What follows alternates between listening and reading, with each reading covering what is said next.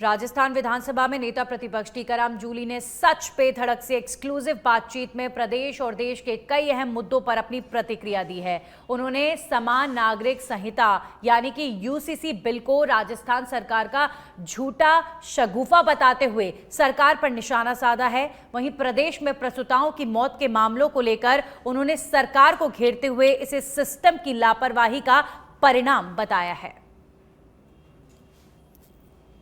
आजकल और राजस्थान स्तर के तमाम ऐसे मुद्दे हैं जिनको लेकर कांग्रेस लगातार भाजपा पर हमला बोल रही है। राजस्थान से नेता प्रतिपक्ष टीकाराम जूली हमारे साथ मौजूद हैं, उनसे बातचीत करते हैं। कुछ ज्वलंत मुद्दे हैं उन पर।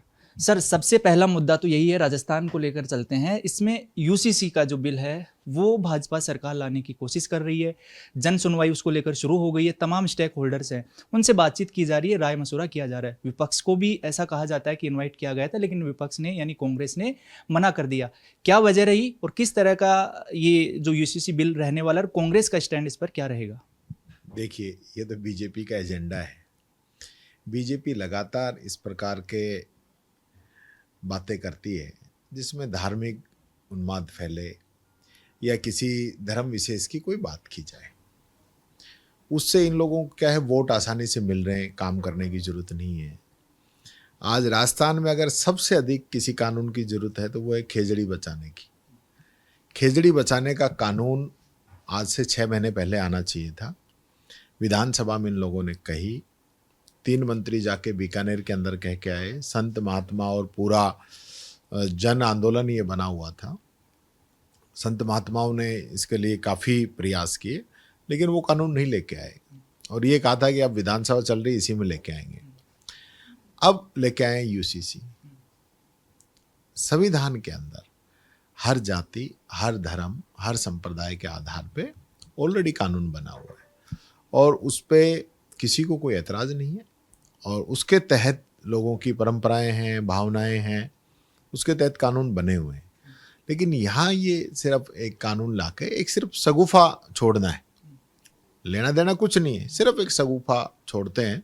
पूरे प्रदेश के अंदर जंगल राज चल रहा है, सरेआम गोलियां मारी जा रही है, मर्डर हो रहे हैं, व्यापारियों को लूटा जा रहा है, महिलाओं की आबरू लूटी जा रही है।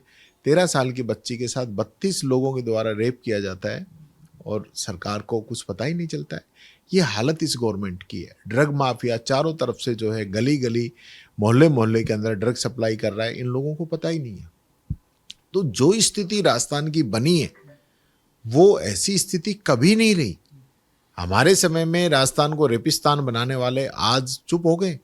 हिंदुस्तान में नंबर 1 पे आ गया राजस्थान रेप के मामले में, और ये लोग तो मुकदमे तक दर्ज नहीं करते हैं, डीजी से प्रेस कॉन्फ्रेंस करवाते हैं। सब हालात सही है तो आप बाहर जाके देखिए ना, धरातल पे आपको पता चलेगा। चारों तरफ मौत दौड़ रही है। हॉस्पिटल में जाएं तो प्रसूताओं की मौत का सिलसिला, एक दर्जन से ज़्यादा प्रसूताओं की मौत हो चुकी है। पहले कोटा में हुई, फिर आपके जोधपुर में हुई, बीकानेर के अंदर हुई, अब भीलवाड़ा के अंदर हो गई। यानी कि कोई सिस्टम ही नहीं है। गवर्नमेंट की जिम्मेदारी बनती है उस परिवारों को ध्यान दें, उनकी मदद करें, उनको मुआवजा दें, और जो जिम्मेदार अधिकारी हैं, जो दोषी हैं, जिन्होंने गलत दवाई सप्लाई की है, उनको फांसी होनी चाहिए। This is murder. तो मर्डर कर रहे हैं, लोगों की जान ले रहे हैं।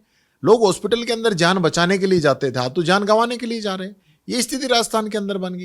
यानी आईवी सेट तक नहीं है, छोटी छोटी दवाइयां नहीं है, कुत्ता काट ले तो इंजेक्शन नहीं है। ये तो स्थिति बन गई हॉस्पिटल्स की। मेडिकल स्थिति बिल्कुल सही कह रहे हैं, बिगड़ी हुई है। तो कांग्रेस ऐसे जो पीड़ित परिवार हैं उनको न्याय दिलाने के लिए किस तरह का स्टैंड लेगी, किस तरह से उनका साथ देगी? कांग्रेस की क्या रूपरेखा है, क्योंकि ये बड़ा गंभीर विषय है। कांग्रेस लगातार इन लोगों की मदद कर रही है। कोटा के अंदर हमारी पूरी कांग्रेस की डीसीसी ने बहुत अच्छा उन परिवारों की मदद की, उनकी आवाज़ को उठाया। मैं और अध्यक्ष जी भी गए बाद में वहाँ, हमने भी अपनी बात को रखा।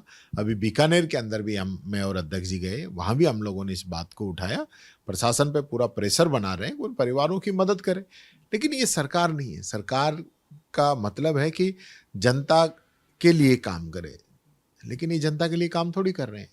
ये तो या तो अपने उद्योगपति मित्रों के लिए काम कर रहे हैं या आला कमान इनका, और कोई मतलब नहीं है।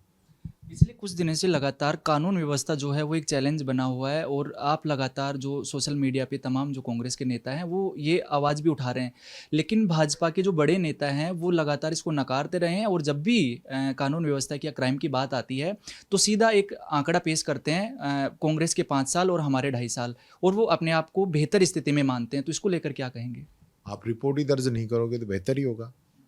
यानी इनके राज में तो तहसीलदार एसडीएम एफआईआर दर्ज कराने के लिए धरने पे बैठ गए। इससे ज़्यादा क्या हो सकता है? रोजाना हमारे पास लोग आते हैं कि साहब मुकदमा दर्ज नहीं हो रहा।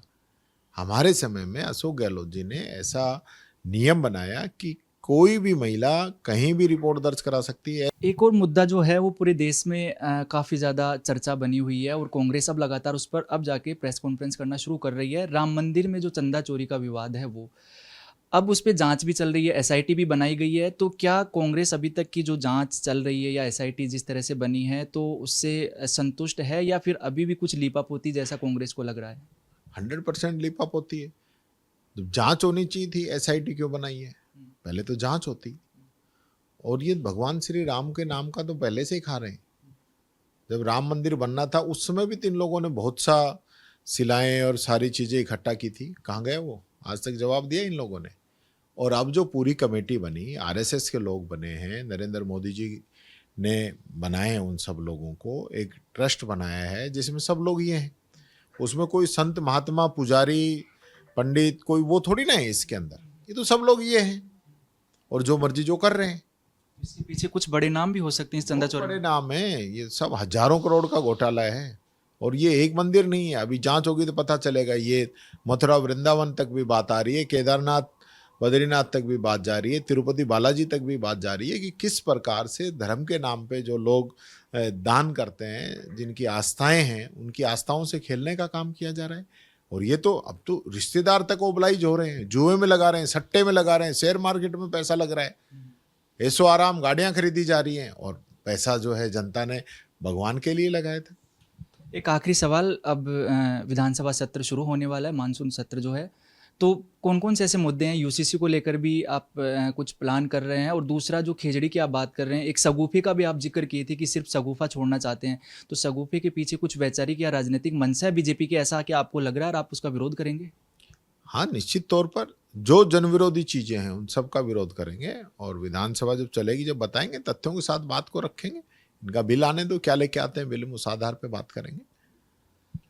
वीडियो जर्नलिस्ट विजय गिरी के साथ सुनील यादव, सच बेधड़क, जयपुर।